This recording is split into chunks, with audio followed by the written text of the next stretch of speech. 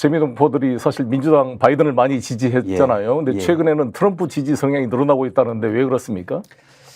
굉장히 중요한 말씀인데요. 네. 지금 한편으로는 그 미국 다른 일반적인 그 어떤 평가와 같이 경제 부분에 있어서는 또 이민자 문제 그리고 또 그러니까 인플레이션 그리고 이민자 그리고 국경 문제 이런 문제에 대해서는 사실 트럼프가 훨씬 더 많은 점수를 갖고 있는데 물론 한인도 성향이 보수 성향도 있을 수 있고 진보 성향들이 있을 수 있잖아요. 네. 근데 대체적으로는 한인들은 그래도 이제 이민자 정책에 있어서 좀 더 페이버를 갖고 있는 이제 민주당에 많이 투표를 한 편이었어요. 그렇죠. 좀 이제 보수적이거나 또는 복음주의적인 그 크리스찬 같은 경우는 그 낙태 문제라든가 여러 가지 그런 이슈들 때문에 이제 트럼프를 찍었었는데 약간 경제적인 이슈들도 있고요. 또 하나는 한반도 문제에 있어서 그 해리스 부통령께서 바이든 대통령과의 어떤 차별점이 있느냐. 존재감이 없었죠, 사실. 예, 그리고 이제 이번에 수락연설에서도 그렇고요. 네. 그 해리스 부통령께서 말씀하신 것들이 그러니까 한반도 문제를 해결하겠다는 즉각적인 외교적인 그 이 해법에 대한 논의들이 전혀 없어서 전혀 없죠. 거기에 대한 우려들이 이제 표출되고 있는 것 같습니다. 그래서 지금 사실 트럼프 대통령이 당선됐을 때 우리 한반도에 여러 가지 미친 영향이 양면이 다 있을 거로 봅니다. 당장 우리 방위비 협상에서 한 지금 1억 달러 정도 내고 있는데 아니 10억 달러 정도 내고 있죠. 10억 달러, 10억 한 1조 내년부터 1조 5천으로 1조 5천원, 10억 달러 좀 넘죠. 이 정도 내고 있는데 이거를 100억 달러 내놔라. 지난번에 50억 달러 그러다가 당장 이 문제와 주한미군 뭐 감축 이런 문제가 나온 것 같고요. 그다음에 관세 같은 게 상당히 우리한테 불리한 면이 있는데 긍정적인 면은 북미 간의 대화를 통해 한반도 긴장을 완화시키고 뭔가 지금 우크라이나 전쟁을 당장 뭐 자기가 당선되면 하루 만에 끝내겠다 그러는데 몇 개 영상을 보면서 같이 대화를 나눠보겠습니다. 첫 번째 영상 보겠습니다. 이 트럼프 대통령이 이 젤렌스키가 큰 세일즈맨이다 사실. 왜냐하면 자기가 살아준 중에 우리나라 지금 미국에 올 때마다 돈을 받아간다 이거죠. 거의 600억 달러를 가져간다. 이게 과장된 숫자겠습니다만 80조를. 그래서 지금 미국이 더 이상 존경받지 못하고 있다. 그래서 자기가 좀 뭔가 마가를 해보겠다. 다시 위대하게 만들겠다. 크루크도 조 바이든. 그냥 짜증나는 조 바이든 밑에서 지금 세계가 불바다로 빠지고 국경이 무너지고 인플레이션이 올라오고 있다. 유럽은 혼란에 빠지고 있고 중앙아시아는 이제 폭발하고 있다. 이란은 지금 과감해지고 있고 차이나는 행진을 하고 있고 그래서 다 이제 미국을 무시하고 있다는 거죠. 가장 무능한 조 바이든 이 나라를 끌고 있기 때문에 이 나라가 3차 세계적으로 끌고 가고 있다. 이렇게 지금 지적을 하고 있습니다. 네. 상당히 지금 우크라이나 전에서 아마 그래서 젤렌스키 대통령이 트럼프 되는 것을 가장 두려워할 것 같은데 어떻습니까? 사실 그 트럼프 대통령의 당선에 대해서 그 전 세계 세계 시민들한테 여론조사를 한 게 있어요. 미국 여론조사 기관에서. 대부분 나라에서는 사실 트럼프의 당선을 싫어하는데 가장 대표적으로 압도적으로 싫어하는 나라가 두 나라가 있었는데 그 나라가 이제 일본하고 사실 한국이었어요. 근데 그거는 이제 나중에 또 설명을 하고요. 일단은 트럼프 대통령은 미국 우선주의로 갈 거기 때문에 뭐 전 세계에서 다른 나라들이 외교적인 관점에서 또 경제적인 관점에서 무역의 관점에서 좋아하지는 않을 텐데 그런데 이렇게 보시면 됩니다. 우리나라도 지금 방위비 문제 때문에 뭐 계속 뭐 며칠째 큰 뉴스가 되고 있잖아요. 13조의 방위비를 이제 부과하겠다. 우리 주한미군의 숫자를 28,500명을 뭐 42,000명으로 말하거나 잘못된 팩트를 말하신 것도 있지만 저는 이렇게 봅니다. 일단 우리가 만약에 트럼프 대통령이 당선 확률이 굉장히 높아서 차기 대통령으로 거의 이게 굳혀진다면 우리 한국과 또 우리 동포들과 또 우리 한국 국민들도 거기에 대비를 해나가야 되는 게 슬기로운데 그렇습니다. 트럼프 대통령은 한국에다만 부과하겠다는 게 아니잖아요. 전 세계. 그러니까 그렇습니다.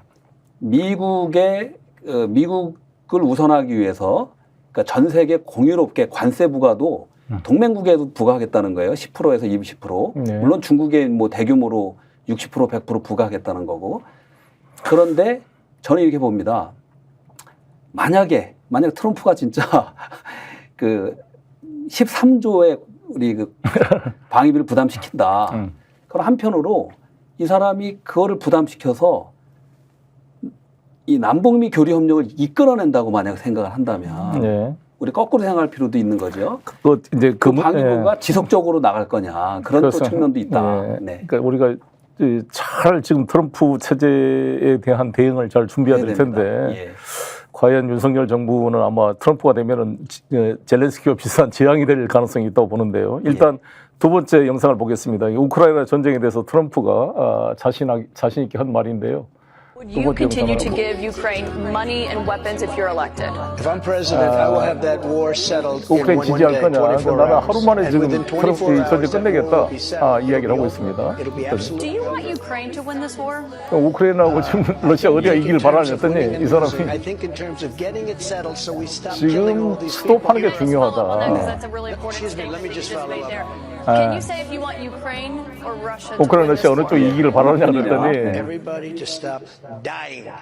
They're 지금 dying. 죽음 Russians 멈춰야 and 된다. Ukrainians 러시아인 are 우크라이나는 wanting to 지금 stop 죽음의 dying. 행렬을 멈춰야 된다. 참 저 발언은 사실 굉장히 상당히 좀 임프레시브한 겁니다. 다가오더라고요. 예, 사실 트럼프는 많은 반 트럼프의 어떤 생각을 가진 분들이 트럼프의 변덕스러운 성격에 대해서 언제나 변할 거라고 하지만 트럼프를 오랫동안 봐온 사람들은 이분이 일정한 그 메시지가 있어요. 그건 바로 반전 사상, 염전, 그러니까 전쟁을 싫어하고 반전을. 근데 요번에 그 트럼프를 지지해서 하면서 사퇴한 그 로널 누구죠? 그 로버트 주니어 케네디. 이분 연설을 혹시 보내주셨는지 봤습니다. 모르겠지만 공통적인 점이 트럼프 대통령이 오늘도 랠리에서 얘기를 했어요. 이번에 공통적인 거는 워싱턴 폴리티컬 이스태블리시먼트. 그러니까 워싱턴의 정치 기득한 자에 대한 그 아주 혐오가 있고요. 또 군산 복합체에 대한 비난을 굉장히 많이 연설을 합니다. 근데 그런 것들이 한국 사실은 여론에는 나오질 않아요. 잘 안 나오죠. 그래서 이분은 만약 저게 사실이라면 신속하게 우크라이나 전쟁이나 중동 전쟁도 막겠다. 그리고 군산복합체의 이익이 아니라 수십만 명이 이게 죽어가는 것들을 그냥 두고 볼 수는 없다라는 저걸 지켜낸다면 사실은 미국 정치의 새로운 획기적인 변화를 가져올 수 있다는 그런 기대도 또 되는 것이 사실입니다. 어느 나라 대통령 선거나 마찬가지겠습니다만 현 집권층은 사실 성적이 뛰어나면 좋지만 항상 사람들은 불만이 있기 많기 때문에 현재 불만을 이 집권층이 떠안고 가야 됩니다. 그래서 지금 바이든 정부가 거시경제 지표는 별로 나쁜 게 아닌데 실제로는 인플레이션이 심해서 이 서민들의 물가의 고통이 크잖아요. 그에 대한 불만이 많이 쏟아지고 있어요 지금. 너보다 이제 하마스하고 전쟁, 이란, 이스라엘 전쟁 되면서 기름값이 다시 오르면 그나마도 또 불안해진 상황이 될 텐데 이 인플레이션 문제가 있고 그래서 이 카멜라 부통령이 부통령이었다는 게 사실 좀 약점이 되는 게 있잖아요. 넘버 2였지 않느냐. 3년 반 동안 당신이 뭐 했느냐. 차별화를 사실 이 노태우 대통령은 전두환과 차별화를 통해서 6.29 선언을 했고 전두환 대통령이 그를 용인해 줬잖아요. 나를 받고 지나가라. 그래서 보통 사람들의 시대를 연다 그래서 노태우가 당선이 됐습니다. 근데 지난번 대선 때 우리 이재명 후보와 문재인 대통령의 관계는 그 차별화를 잘 못했어요. 문재인 정부에서 그걸 잘 수용을 안 해줬고 이재명 대표도 세력이 없다 보니까 문재인 걸 끌어안다 보니까 제대로 차별화를 못했잖아요. 제가 당대표 시절에 이재명이 되는 것도 정권 교체다. 이재명 후보가 문재인 정부에서 총리를 했냐 장관을 했냐 오히려 기소돼가지고 죽을 뻔했잖아요. 그 물론 윤석열 검찰이었지만 어찌됐든 문재인 정부 안에서 기소돼서 경기도지사직이 날아갈 뻔했다고요. 따라서 차별화도 됐어요. 근데 지금 카멜라는 부통령을 했으니까 바이든과 차별하기가 어렵잖아요. 그래서 이 문제에 대해서 공격을 하니까 잘 답변을 못해요. 이게 가장 큰 취약점인 것 같은데 한번 영상 보겠습니다. 너 뭐 바이든 4년 동안 바이든 대통령과 의견이 다른 게 있었냐 물어봤더니 특별하게 다른 게 생각나는 게 없다. 왜 저렇게 좀 너무 바보처럼 답변했는지. 사실 저 발언이 오늘 가장 큰 지금 좀 핵심적인 아킬레스건이 되고 있잖아요. 이건 뒤에 또 나올 테니까 한번 다시 보도록 하고. 그다음에 네 번째 이제 푸틴이 살인자다. 그래서 국제사법재판소에 지금 제소돼 있잖아요. 푸틴이 살인자라고 그러니까 이에 대해서 트럼프가 답변을 보십시오. 이게 좀 트럼프의 매력인 것 같은데 한번 보겠습니다. 다음 네 번째 영상을요. 앵커가 물어봅니다. 푸틴이 살인자 아니냐. 우리도 살인자가 많다 주변에. 우리나라가 이노센트 무죄라고 생각하느냐. 미국 이를 말한 거죠. 이 킬러가 없다 이렇게 말하니까 우리가 많이 했다. 우리도 많이 실수를 저질렀고 이라크 전쟁을 통해서 수많은 사람이 죽었다. Okay, but a lot of people were killed. So a lot of killers around, believe me. 많은 살인자들이 우리 주변에도 있다. 그러니까 여기서도 지금 이거 정말 이런 발언을 미국 지도자는 처음인 것 같은데 저는. 맞습니다. 그래서 사실은 미국의 주요 언론들, 그러니까 네. 팍스뉴스를 제외한 모든 언론 그리고 금융, 네. 그러니까 아까 트럼프나 뭐 그쪽에서 얘기하는 워싱턴 폴리티컬 이스테이플먼트가 네. 대놓고 모두가 트럼프를 사실 반대하는 거예요. 그게 나타나는 게 사실은 지금 선거 자금에서 네. 사람들은 잘 모르지만 트럼프가 부자 출신, 기업인 출신이니까 돈이 많을 거라고 생각하지만 네. 선거 자금 모금은 사실 반 정도도 그렇죠. 못 카밀라 모은 훨씬 거예요. 많죠. 그래서 이제 사실 지금 어떻게 운동을 하냐? 트럼프는 각 지역을 엄청나게 몸으로 다니면서 랠리를 하는데 엊그저께 사실 우리가 현재 중요한 그 선거 결과는 스윙 스테이트에서부터 나오니까 거기만 갈 것 같잖아요. 네. 거기만 포커스할 것 같잖아요. 모든 선거 자금, 네. 시간, 노력을 다 포커싱 하는데 저도 참 놀라운 게 이분이 저번 주에 네. 콜로라도를 가고 네. 며칠 전에는 캘리포니아 코첼라를 갑니다. 그러니까 나도 참 그 여유 만만이라 그래서 그랬어요. 이제 여유가 있는 건지 네. 이제 좀 더 미국 전체를 보겠다라는 그런 메시지로 이제 보이는데 네. 이거를 통해서 이제 미국인의 마인드를 좀 읽을 필요가 있어요. 네. 뭐 이따가 또 이야기할 기회가 있겠지만은 한인들도 표심이 많이 돌아서고 있다. 네. 저도 이거를 제가 앤디 김이나 해리스 캠프에 많이 전달하려고 노력을 했어요. 그러니까 해리스 바이든 대통령으로부터 많은 한국인들이 한반도 문제를 해결하기라는 그런 기대를 했었는데 전혀 바이든 대통령이 한 게 없다. 그렇죠. 그걸 해리스도 이어받지 않겠느냐. 그렇죠. 그게 나온 게 그 수락연설에서 전당연설 수락연설에서 또 ABC 그 트럼프 대통령하고 토론 때도 계속 반복적으로 북한 뭐 저런 그 비판만 하고 외교적인 어떤 대화의 시작에 대한 네. 언급은 없었기 때문에 그거 굉장히 미스테이크이다. 그러니까 제가 카밀라의 그 연설 내용이나 보면 너무 내용이 없고 이미지만 있는 것 같아요. 컨텐츠가 없어요. 레코드가 없어요. 예. 그냥 이렇게 할 것이다. 그러니까 이제 이에 대해서 털시 가바드라는 예. 그 하와이 연방하원은 예. 친분이 많이 있으시죠? 좌우도 예. 친했고 예. 이제 82년생이에요. 젊은 분인데 예. 이분 이라크 전에도 참전했던 예. 여성분인데 참전여사 참여했고 예. 원래 사모아 출신입니다. 이분이. 예. 예. 근데 이분이 민주당 그 대선 후보로 그 카밀라 해리스랑 같이 경선도 했던 분이에요. 저번 예, 때, 지난 대선 때 2020년에. 조 바이든 나올 때. 예. 근데 최근에 작년인가요? 탈당을 해가지고 지금 인디펜던트, 이게 무소속으로 있으면서 트럼프를 지지하고 있는데 네. 지지한 이유에 대한 영상을 잠깐 예. 보겠습니다. 우리 털씨가 받아가요. 이 카밀라한테 투표하는 것은 딕 체니하고 투표한 거 똑같다 이런 이야기를 합니다. 네. 그러니까 자기 이제 무소속하고 옛날에 민주당 동료들에 대해서 이야기를 하는데요. 딕 체니가 이 선택을 명확하게 해줬다는 거죠. 네. 카밀라 해리스가 카밀라한테 투표하는 건 딕 체니한테 투표가 똑같다. 딕 체니가 누구냐? 지금 중동정 이라크전을 준비한 사람이 딕 체니잖아요. 예. 여러분 바이스라는 영화 보셨습니까? 그 딕 체니가 사실상 럼스펠드하고 뭣도 모르는 조지 W 부시를 조종해가지고 이 이라크전을 만든 사람 주범입니다, 사실. 맞습니다. 그래서 딕 체니의 그러니까 딸 리즈 체니가 지금 그 공화당 그 연방 하원 의원이잖아요. 근데 삼선 의원이가 되죠. 떨어졌습니다. 이번 지난번에 예, 떨어졌죠. 이번에, 그러니까 이 사람이 지금 이 카밀라 해리스를 지지하고 있거든요. 네.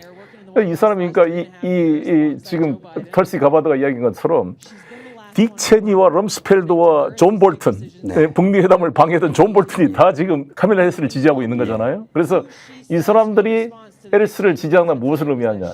지금 팍스뉴스 터클슨하고 지금 대담하는 거죠. 이 정도면 됐습니다. 이 정도 영상을 봤고요. 이제 가장 중요한 영상이 이제 마지막 영상으로 이 팍스뉴스 인터뷰에 카밀라가 한 내용입니다. 아마 이게 정영철 대표님께서 아마도 최근 가장 쟁점이 된 인터뷰였다는데 한번 보겠습니다. 유사한 건데 이 79%의 미국인들이 지금 잘못된 길을 가고 있다. 그래서 근데 너는 3년 반 동안 그 오피스에 지금 오발 지금 백악관에 있었는데 뭘 했냐라고 이제 물어보는 겁니다.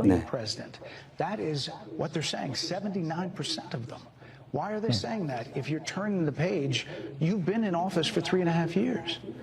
And Donald Trump has been running for office 근데 트럼프가 출마해봐 뭔 상황이냐고. 그러니까 이게 질문에 대한 정확한 답을 못하는 것 같아요. 그러니까 질문을 다시 설명한다든지 생뚱맞던 말을 하니까 이게 좀 정확하지가 않아요. 사람이. 그렇지 않습니까? 어떻습니까? 평가가? 예, 지금 말씀하셨듯이 이게 이제 반복적으로 문제가 되고 있는데요. 예. 그러니까 카말라 해리스는 부통령이잖아요. 현직 부통령.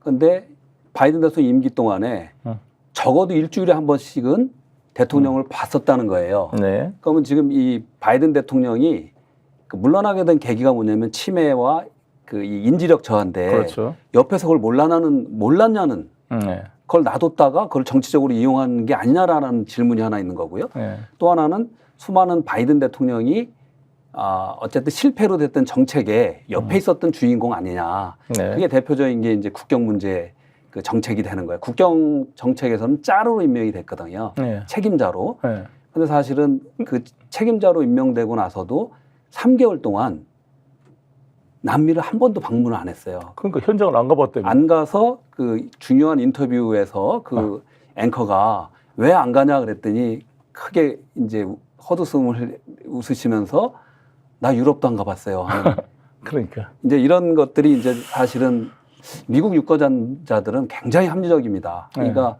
카말라 해리스가 사실은 그 민주당의 대선 후보로 바뀌면서 되면서 사실은 이 싸움은 저희가 볼 때 트럼프 대 해리스의 선거가 아닙니다. 네. 이건 트럼프와 반 트럼프의 네. 어떻게 싸움으로 보이는 거예요. 그래서 이제 해리스 대통령이 미국을 이끌어갈 수 있는 진정한 리더십과 강인함이 있느냐, 또 그러한 지혜와 전략이 있느냐에 대한 그러니까 지속적인 질문들을 이제 언론으로부터 받고 있는 거고요. 그 속에서 이제 지지율은 거의 박빙으로 바뀌었다. 그런 상황으로 온 것 같습니다. 그리고 또 하나는 우리 그 대표님도 그 일론 머스크 굉장히 좋아하시잖아요. 저는 얼마 전에 이제 펜실바니아에서 트럼프 대통령 캠페인을 할 때 일론 머스크가 합류해서 연설한 적이 있는데 짧은 연설이었지만 만세를 부르면서 이렇게 점프하는 그런 사진이 기억나실 거예요. 그때 일론 머스크가 한 말이 미국의 경제와 제도 개혁뿐만이 아니라 민주주의를 위해서도 트럼프가 꼭 당선이 돼야 된다는 말을 했습니다. 그거 어떻게 우리 송 대표님 보시는지 그 말의 의미에 대해서. 그러니까 이게 민주주의라는 게 이 모든 권력은 남용될 수밖에 없거든요. 그러니까 우리 문재인 정부 때 우리는 뭐 집권당이었으니까 별 문제 의식을 못 느꼈겠지만 그때 이 문재인 정부를 사기를 쳐가지고 적폐청산한 미명하에 수많은 사람을 잡아들이고 5명이 자살하게 만들었던 세력이 바로 윤석열 이 정치검찰 세력이었거든요. 그때 변희재 대표도 그때 구속된 거잖아요. 근데 우리는 잘 몰랐죠. 진영 논리에. 그러나 지금 뒤에 이렇게 보니까 그때도 똑같이 이런 탄압이 있었어요. 정도의 차이는 있었지만. 근데 그 세력이 그대로 문재인 정부를 속여가지고 권력을 잡은 다음에 대통령, 대법원장 다 구속시켜서 정보를 다 획득하고 이거를 가지고 자신들이 이제 권력을 쿠데타로 잡은 거잖아요. 마찬가지로 지금 아까 털시 가바드도 자기가 세큐리티의 그 블랙리스트에 올라와 있다고 그러더라고요. 미국에. 지금 자기가 전직 연방 하원의원인데 바이든을 비판했다고. 그래서 털시 가바드가 계속 지금 컴플레인하고 있습니다. 자기가 공항에 갈 때 별도로 자기를 수색한다는 거죠. 이런 모욕을 당하고 있다. 이게 서베일런스, 이게 감시를 당하고 있다. 이렇게 표현을 하고 있고 똑같이. 근데 트럼프도 마찬가지일 거예요. 서로가 마찬가지인데, 그러니까 흑백 논리로 볼 수 없는 모든 권력의 남용 가능성이 있다는 점을 지적하고 특히 트럼프 대통령이 자신이 이제 여러 가지 허심원이 이런 걸로 기소된 걸 가지고 정치적 탄압이다. 그래서 이 리걸 시스템, 법 제도를 웨퍼나이즈, 무기화시켜서 prosecute political opponent, 이게 정치적 반대자를 박해하고 있다. 이거 프라이빗이제이션, 이게 사유하고 있다. 이런 비판을 하고 있는데 이게 지금 윤석열 정권이 이 검찰 권력을 사유화해서 이재명 대표나 저 송영길을 지금 기소하고 공격하는 것과 유사한 면이 있거든요. 그래서 최근에 폴리티코 잡지에서 지금 바이든 행정부가 윤석열 행정부를 통해 배우고 있다 이런 지적의 기사가 나왔죠. 배워라. 그게 이제 한번 소개 좀 해주시죠. 그게 이제 작년 그 기사 한번 띄워보시죠. 한번 보시면 작년 4월 26일자에 미국의 아주 대표적인 정치 저널이죠. 폴리티코라는 데 이제 이 중요한 바이든 행정부는 한국의 윤석열 정부로부터 배워라. 라는 게 이제 검찰권을 이용해서 정적을 치는 그런 내용이에요. 참 슬픈 내용인데. 그래서 제가 알기는 그 지난 7월 13일 날 트럼프 대통령이 그 피격을 당했을 때 우리 한국의 뭐 이재명 대표부터 전 세계 지도자들이 그 안전과 우리 건강과 안전을 기원한다라는 메시지를 바로 보냈는데 한국의 윤석열 우리 정부에서는 그 메시지가 굉장히 늦게 나온 걸로 알고 있거든요. 7시간 이후에. 나는 그런 것들이 사실 윤석열 대통령이 작년 4월 26일 폴리티코 기사가 나온 이후에 그 말에 이제 국빈 방문을 합니다. 미국에. 저도 뭐 그 윤석열 대통령 의회 연설할 때 저도 그 자리에 있었어요. 브래드 셔먼 의원이 초대를 해서 저도 그 연설을 들었는데 그때 이제 우리 뭐 아메리칸 파이 뭐 이런 것도 하시고 노래도 부르시고 했잖아요. 근데 그때 아마 그런 것들을 바이든 행정부랑 많이 나눴지 않느냐라는 의심이 있는 거예요. 근데 그 이후로 어쨌든 간에 트럼프 대통령은 미국 역사상 사실 이것도 좀 저는 처음이라고 보는데 90몇 개에 대한 기소를 당하잖아요. 그래서 또 하나는 아까 말씀하신 뉴욕주에서 허시머니 트라이얼. 그게 한 8, 9년 전의 일을 다시 끄집어내서 34개 항목으로 이제 어떤 여성하고 이제 그 성추문 그 입막음 돈. 스톰이라고 그래서. 데니얼 스톰이.